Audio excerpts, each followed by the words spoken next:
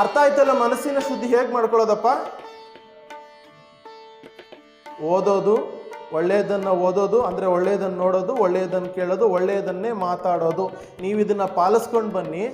ಮನಸ್ಸು ಈ ಪ್ರಸ್ತುತ ಸಮಾಜದಲ್ಲಿ ನಾನು ದಿನ ಬೆಳಗರೆದ್ರೆ ಕ್ರಿಮಿನಲ್ಸ್ನೇ ನೋಡ್ತೀನಿ, ಮರ್ಡರರ್ಸ್ನ ನೋಡ್ತೀನಿ, ಬ್ಯಾಕ್ ಸ್ಟ್ಯಾಬ್ ಮಾಡಿರ್ತಾರೆ, ಫ್ರೆಂಡ್ನೇ ಕೊಂದಿರ್ತಾರೆ, ಇನ್ನೊಂದೇನೋ ಮಾಡಿರ್ತಾರೆ, ಎಲ್ಲ ನೋಡ್ಕೊಂಡು ಬರ್ತೀನಿ.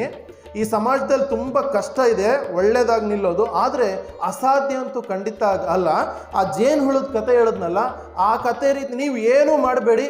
ವಿವೇಕಾನಂದರಂಥ ಸಾಹಿತ್ಯವನ್ನು 1 ಗಂಟೆ ಅಥವಾ ಅರ್ಧ ಗಂಟೆ ದಿನಕ್ಕೆ ಇವತ್ತಿಂದ ಒಂದು 5 ವರ್ಷಗಳು, ನಂದಲ್ಲ ಅಂತ 5 ವರ್ಷಗಳು ನೀವು ವಿವೇಕಾನಂದರನ್ನ ಓದ್ಕೊಂಡೋಗಿ ಇಡೀ ಭಾರತ ನಿಮಗೆ ಯಾವ ರೀತಿ ಅರ್ಥ ಆಗಿರುತ್ತೆ ಅಂದರೆ, ರವೀಂದ್ರನಾಥ್ ಟಾಗೋರ್ ಅವ್ರ ಹತ್ರ ಬಳಿ ಬಂದು ಯಾರೋ ಒಬ್ಬರು ಕೇಳ್ತಾರೆ, ರವೀಂದ್ರನಾಥ್ ಟಾಗೋರ್ ಅವರೇ, ನಾನು ಭಾರತವನ್ನು ಅಧ್ಯಯನ ಮಾಡಬೇಕು ಅಂತಿದ್ದೀನಿ, ಏನು ಮಾಡಬೇಕು ಅಂತಂದರೆ ವಿಶ್ವಕವಿ ರವೀಂದ್ರನಾಥ್ ಟಾಗೋರ್ ಅವ್ರು ಹೇಳಿದ ಒಂದೇ ಒಂದು ಮಾತು, ನೀನು ಭಾರತವನ್ನು ಓದಬೇಕು ಅಂತಂದರೆ ವಿವೇಕಾನಂದರನ್ನ ಓದಬೇಕು.